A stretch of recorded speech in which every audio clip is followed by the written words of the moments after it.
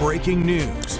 Less than 24 hours in, and Iran is threatening to pull out of the 2-week ceasefire deal, accusing the U.S. of violating the conditions. Iranian state TV claiming that Iran is closing the Strait of Hormuz again, but the White House says that those reports are false. Now, the ceasefire is clearly fragile right now. CBS News correspondent Natalie Brand joins us live in Washington, D.C. tonight with the newest developments. Natalie, good evening. Hi, Courtney, David, and the vice president himself has acknowledged that the ceasefire is fragile. He will be leading the next phase of these negotiations. And speaking to reporters this afternoon, he warned that if Iran breaks its end of the bargain, there will be serious consequences. On day one of the ceasefire, social media video shows the aftermath of what Iranian state media says was a strike on one of its oil facilities. Iran says it launched missile and drone attacks on Gulf neighbors. This takes time sometimes for ceasefires to take hold. We're watching it. We're prepared if necessary.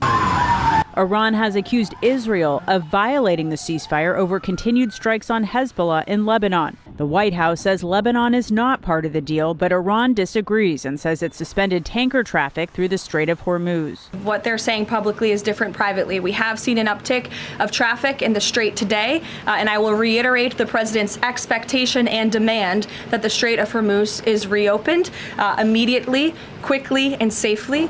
The 2-week ceasefire starts the clock on the more intense talks with the hope of achieving a lasting peace. Pakistan has invited the U.S. and Iran to Islamabad later this week for further discussions. This is a fragile truce. The White House says Vice President J.D. Vance will travel to Islamabad to lead the U.S. team in those talks. I think if they negotiate in good faith, we will be able to find a deal. But that's a big if, and ultimately it's up to the Iranians how they negotiate. I hope they make the right decision. A key focus will be Iran's enriched uranium. The president said on Truth Social the U.S. will work with Iran to dig up and remove the deeply buried nuclear dust.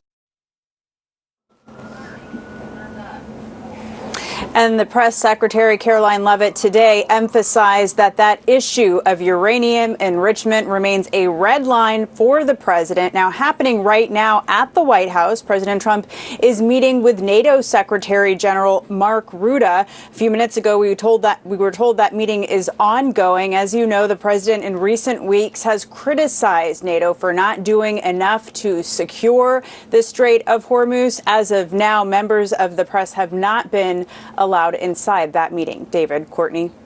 Natalie Brand joining us live tonight from Washington, D.C. Natalie, thank you.